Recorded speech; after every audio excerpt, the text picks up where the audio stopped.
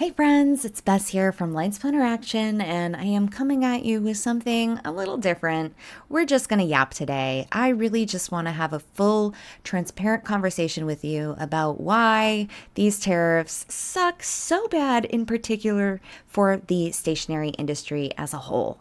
I am not exaggerating when I tell you that every single morning I wake up and I hop on a little group chat with my favorite shop owners in the whole world, and we strategize over how to keep our business alive one more week.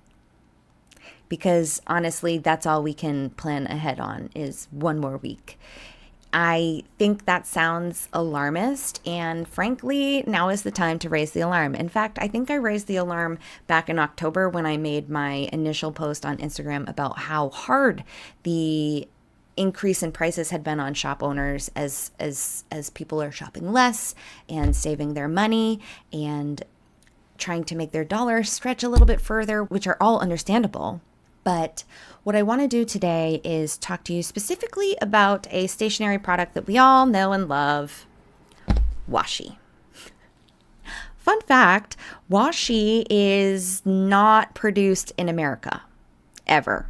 If you've ever bought Washi, it was produced likely in China or Japan, but definitely not in America. There are no Washi manufacturing facilities in America, which means if you want to get your hands on Washi going forward, you are going to be paying some kind of tariff for that product. Now, maybe not you directly. It's not going to be on your receipt. There's not going to be a line for tariffs, but it is going to be a line item on the shop's receipts, which means they are going to have to come up with that income somehow, and typically it comes in the form of a price change for you.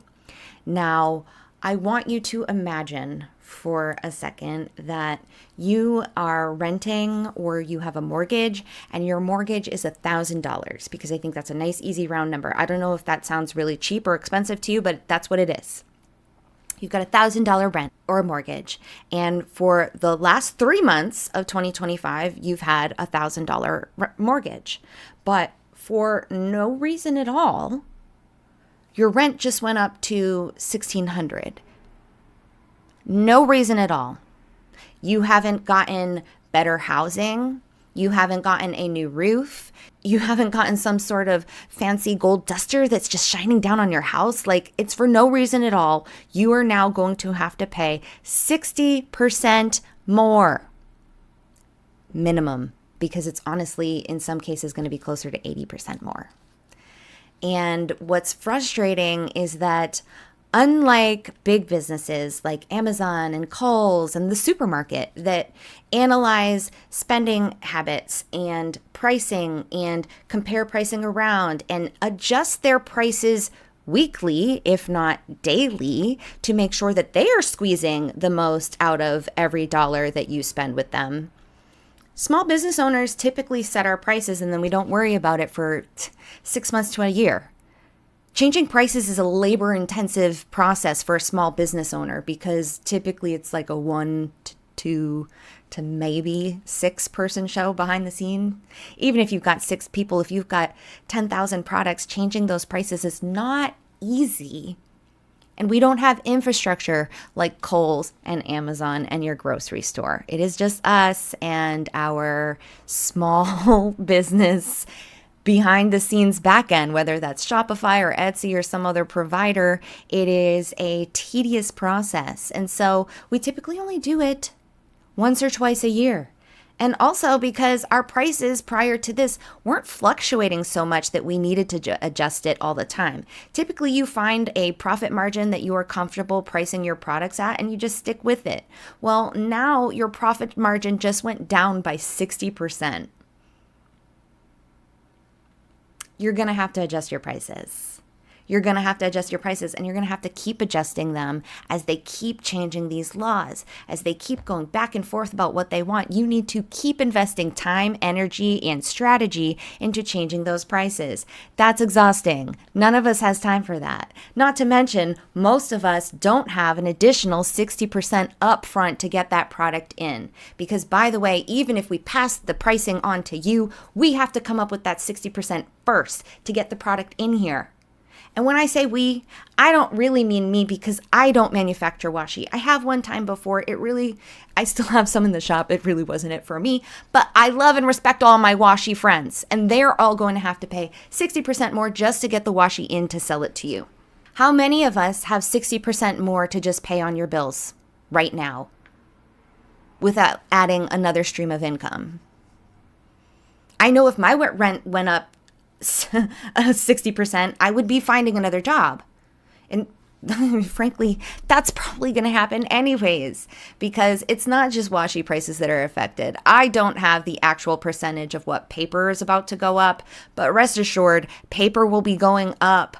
Price on metals that create coils is going to be going up. Price on plastic that creates the lamination to go on the paper that goes around the coils is going to go up. All those things go up. My ink is probably going to go up in price. The bubble mailers, the wrapping, the boxes, the cello bags that the things go in, it all adds up. And we get to a certain point where the price point that we have to charge for the product is no longer of value for you, the consumer. You will only pay so much for a single product. And if we have to price it that high, you're just not going to buy it. And we know that because we've been pricing our products so that you would be able to buy it all along, because we're not in it to make millions and billions of dollars for our shareholders. We are in it to pay our own bills. We are in it to maybe have an employer or two and do good things in our community for the people that we can employ. We are in it to pay our bills, to pay our student loans, to get our kids into dance competitions, to pay for the extracurriculars that our partners want to do and that we want to do. We're in it so that we can live a life that is worth living, not to make every single penny that we can possibly squeeze out of every dollar you spend. And that is the difference between a small business and a big business. And I really think if you are at all wanting to stand up and help your small business friends, there are two things that you can do right now. The first one is to obviously make a big stink about this to your local representatives. The more we complain about it, the more likely they are to do something about it. The squeaky wheel gets the grease. Be super squeaky about this. This is unacceptable. It is going to affect every single facet of your life. You don't even recognize how much of the things you buy are manufactured outside of this country. Beyond that, divest from big businesses. Divest from Target, Walmart, Amazon, wherever you can. I recognize we don't all have the same privileges. We don't all live in the same area. We don't all have access to the same things, which means you might have to shop on Amazon for your medication or for whatever thing it is that you need, that they are the only place you can get it at for a reasonable price. I understand that. I am not saying you should never spend a dollar there at all. What I am saying is that if you can, if you have the opportunity, if you have the funds to, it would be really cool if instead of spending that money on Amazon, you spent it with a small business. And next week, I am going to give you some tips for how I think you can stretch your dollar even further by paying with cash.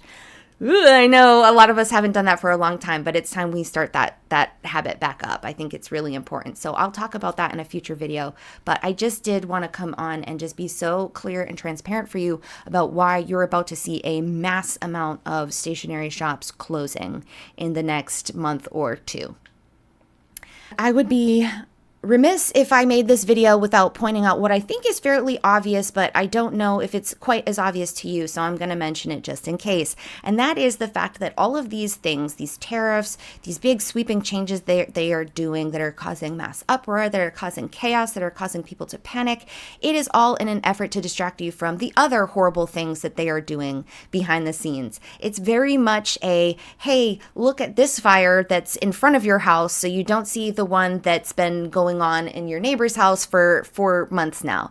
And really, I think that is especially relevant right now when we are taking citizens illegally and deporting them to inhumane jail facilities. Specifically, I am talking about Kilmar Armando Abrego Garcia, who is a man from Maryland, a resident of Maryland who has been living in the U.S. since 2011, who was deported in front of his nonverbal autistic son. He was taken from his car and informed that if his wife didn't come down there to get his son, they were going to give his son over to CPS. And then they took this man and they sent him to one of the really horrible detention facilities in Venezuela, where the Americans are now saying, oops, sorry, we can't get him back.